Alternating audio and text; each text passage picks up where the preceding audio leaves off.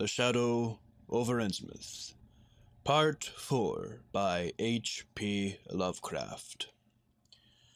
I can hardly describe the mood in which I was left by this harrowing episode. An episode at once mad and pitiful, grotesque and terrifying. The grocery boy had prepared me for it, yet the reality left me nonetheless bewildered and disturbed. Puerile though the story was, old Zadok's insane in earnestness and terror had communicated to me a mounting unrest, which joined with my earlier sense of loathing for the town and its blight of intangible shadow. Later I might sift the tale and extract some nucleus of historic allegory. Just now I wished to put it all out of my head. The hour had grown perilously late. My watch said 7:15, and the Arkham bus left town square at 8. So I tried to give my thoughts as neutral and practical a cast as possible. Meanwhile, walking rapidly through the deserted streets of gaping roofs and leaning houses toward the hotel where I had checked my valise and would find my bus.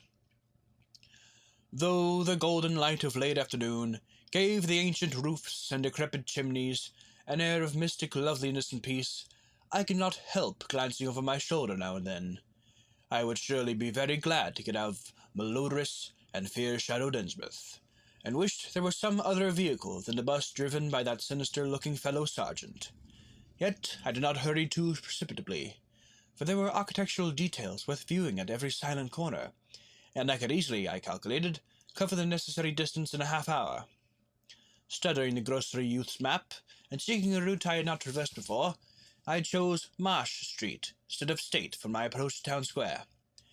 Near the corner of Fall Street, I began to see scattered groups of furtive whisperers, and when I finally reached the square, I saw that almost all the loiterers were congregated around the door of the Gilman house. It seemed as if many bulging, watery, unwinking eyes looked oddly at me as I claimed my valise in the lobby, and I hoped that none of these unpleasant creatures would be my fellow passengers on the coach. The bus, rather early, rattled in with 3 passengers somewhat before 8, and an evil-looking fellow on the sidewalk muttered a few indistinguishable words to the driver. Sergeant threw out a mailbag and a roll of newspapers, and entered the hotel. All the passengers, the same men who I had seen arriving in Newburyport that morning, shambled to the sidewalk, and exchanged some faint guttural words with a loafer in a language I could have sworn was not English. I boarded the empty coach, and took the same seat I had taken before, but was hardly settled before Sergeant reappeared, and began mumbling in a throaty voice of peculiar repulsiveness. It was, I had appeared, in very bad luck. There had been something wrong with the engine, despite the excellent time made from Newburyport, and the bus could not complete the journey to Arkham. No, it could not possibly be repaired that night, nor was there any other way of getting transportation out of Innsmouth, either to Arkham or elsewhere. Sergeant was sorry, but I would have to stop over and out at the Gilman. Probably the clerk would make the price easy for me, but there was nothing else to do. Almost dazed by this sudden obstacle, and violently dreading the fall of night in this decaying and half-unlighted town, I left the bus and re-entered the hotel lobby, where the sullen, queer-looking night clerk told me I could have room 428 on the next top floor, large but without running water, for $1.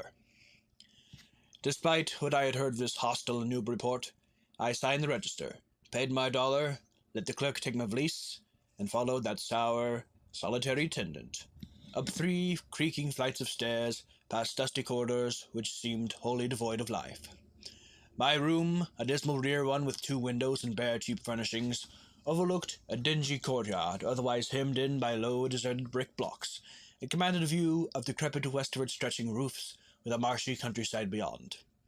At the end of the corridor was a bathroom, a discouraging relic, with ancient marble bowl, tin tub, faint electric light, and musty wooden paneling around all the plumbing fixtures. It being still daylight, I descended to the square, and looked around for a dinner of some sort, noticing as I did so the strange glances I received from the unwholesome loafers. Since the grocery was closed, I was forced to patronize the restaurant I had shunned before.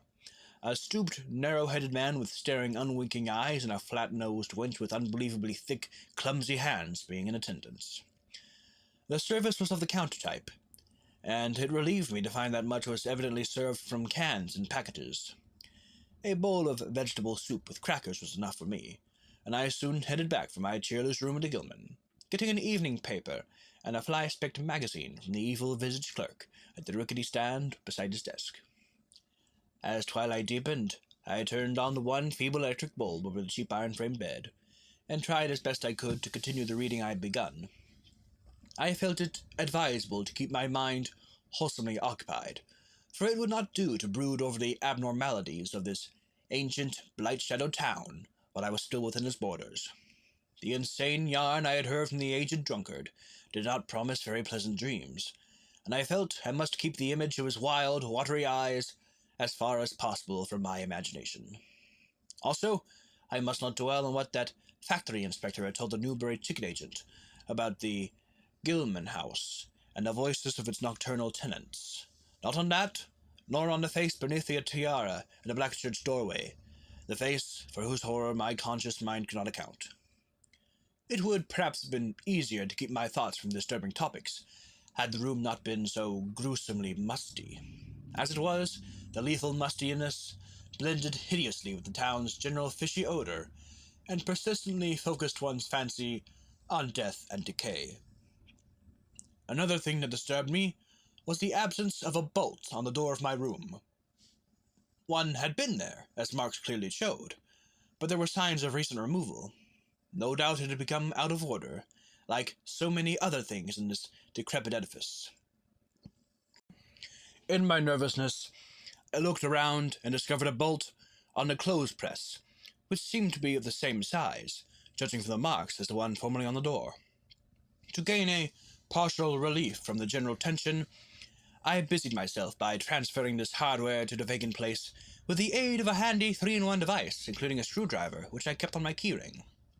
The bolt fitted perfectly, and I was somewhat relieved when I knew that I could shut it firmly upon retiring. Not that I had any real apprehension of its need, but that any symbol of security was welcome in an environment of this kind.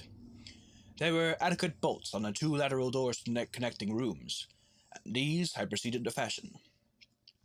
I did not undress, but decided to read till I was sleepy, and then lie down with only my coat, collar, and shoes off.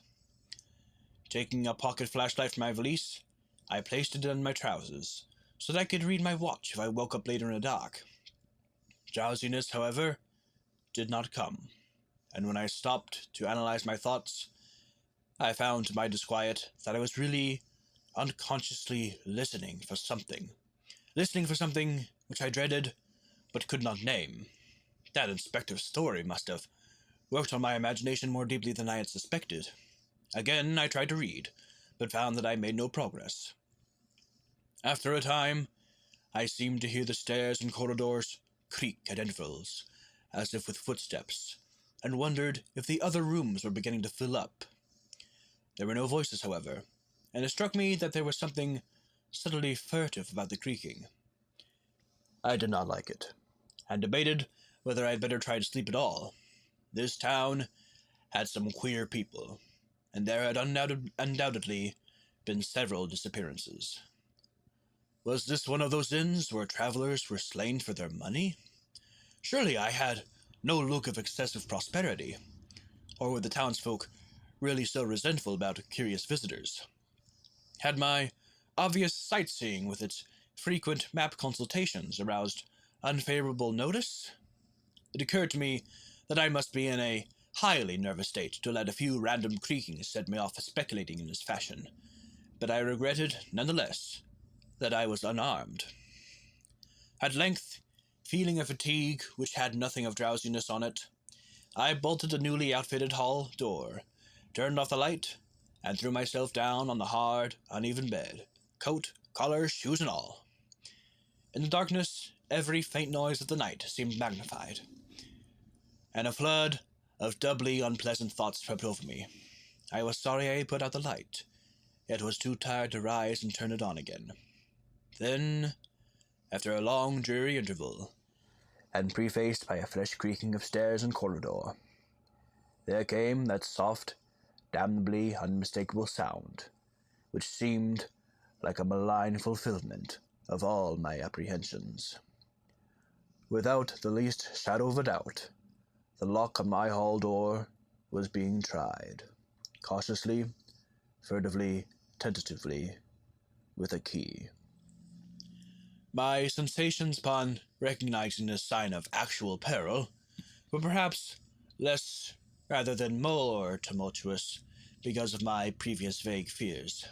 I had been, albeit without definite reason, instinctively on my guard, and that was to be to my advantage in the new and real crisis, whatever it might turn out to be. Nevertheless, the change in a menace from vague premonition to immediate reality was a profound shock, and fell upon me with the force of a genuine blow.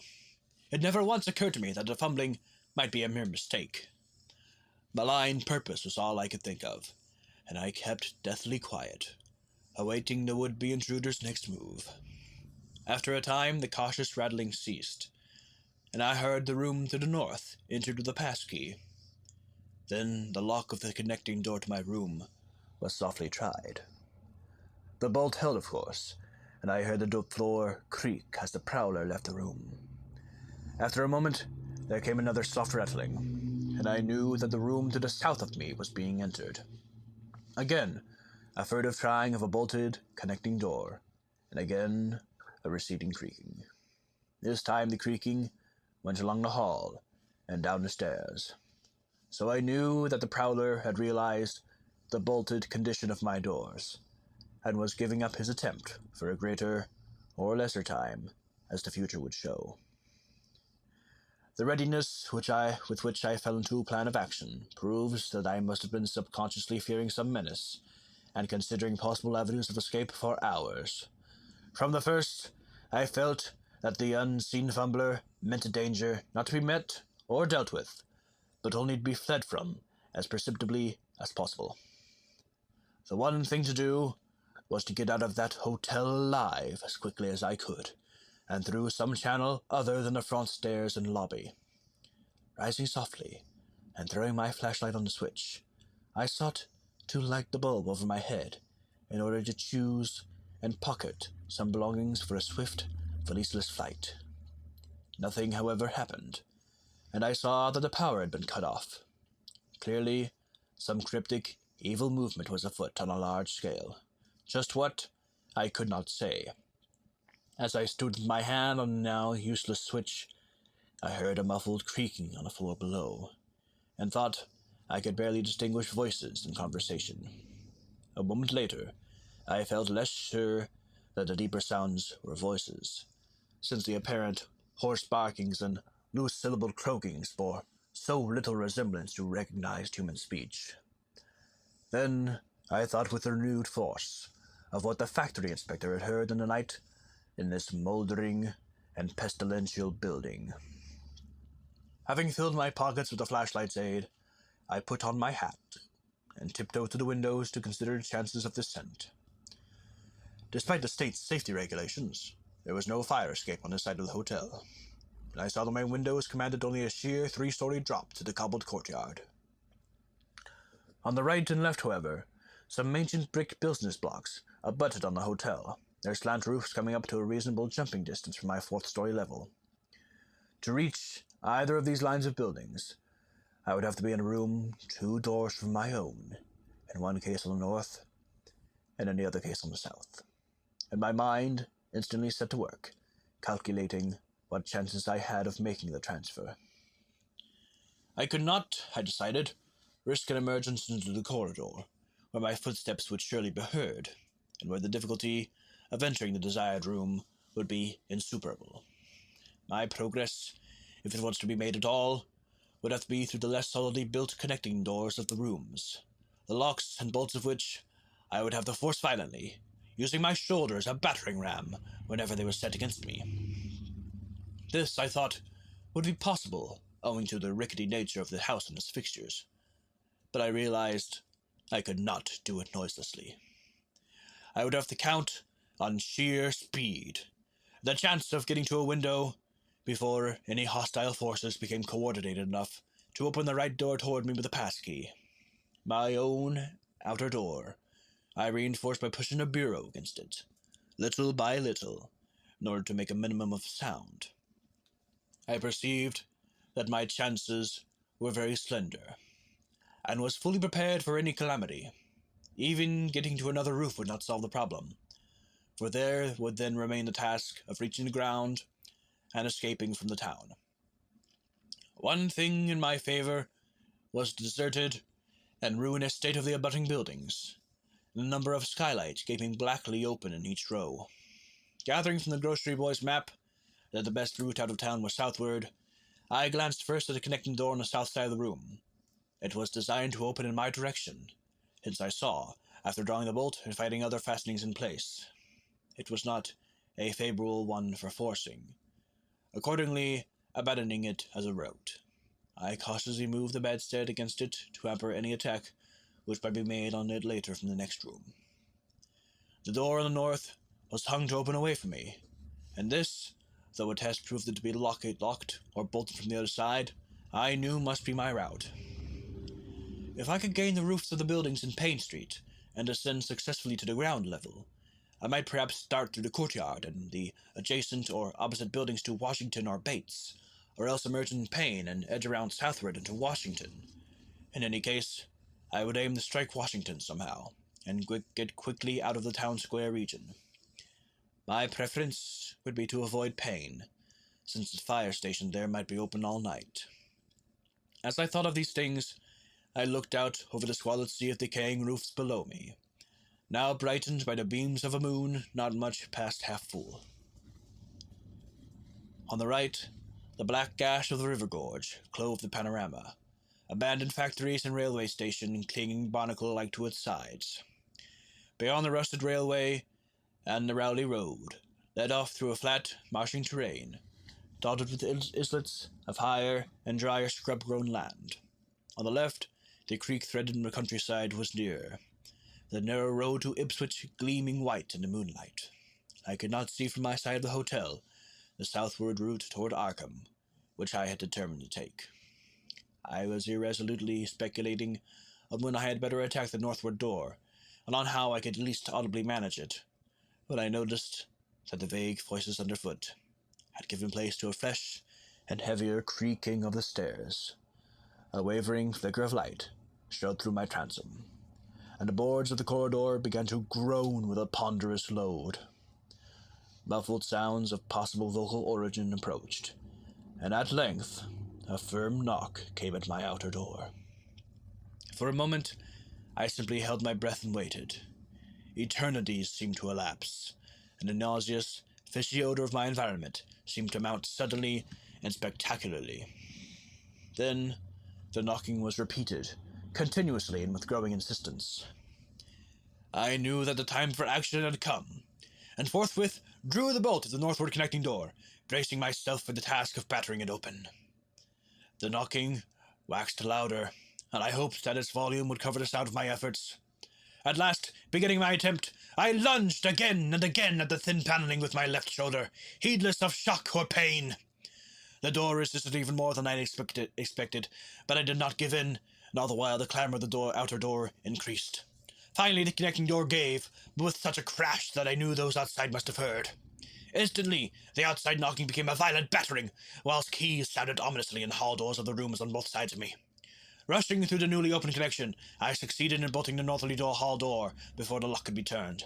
But even as I did so, I heard the hall door of the third room, the one from whose window I had hoped to reach the roof below, being tried with the passkey. For an instant, I felt absolute despair, since my trapping in a chamber with no window egress seemed complete. A wave of almost abnormal horror swept over me, and invested with a terrible but unexplainable singularity, the flashlight glimpsed dust prints made by the intruder who had lately tread from a door from this room. Then, with a dazed automatism which persisted despite hopelessness, I made through the next connecting door, and performed the blind motion of pushing at it in an effort to get through. And, granting that fastenings might be as providentially intact as in the second room, bolted the hall door beyond before the lock could be turned from outside. Sheer fortunate chance gave me my reprieve, for the connecting door before me was not only unlocked, but actually ajar. In a second I withdrew, and had my right knee and shoulder against the hall door, which was visibly opening out inward. My pressure took the opener off guard, for the thing shut as I pushed, so that I could slip the well-conditioned bolt as I had done with the other door. As I gained this respite, I heard the battering of the two other doors abate, while a confused clatter came from the connecting door I had shielded with the bedstead. Evidently, the bulk of my assailants had entered the southerly room and were massing a lateral attack. But at the same moment, a passkey sounded in the next door to the north, and I knew that a nearer peril was at hand. The northward connecting door was wide open, but there was no time to think about checking the already turning lock in the hall. All I could do was to shut and bolt the open connecting door, as well as its mate on the opposite side, pushing a bedstead against the one and a bureau against the other, and moving a washstand in front of the hall door.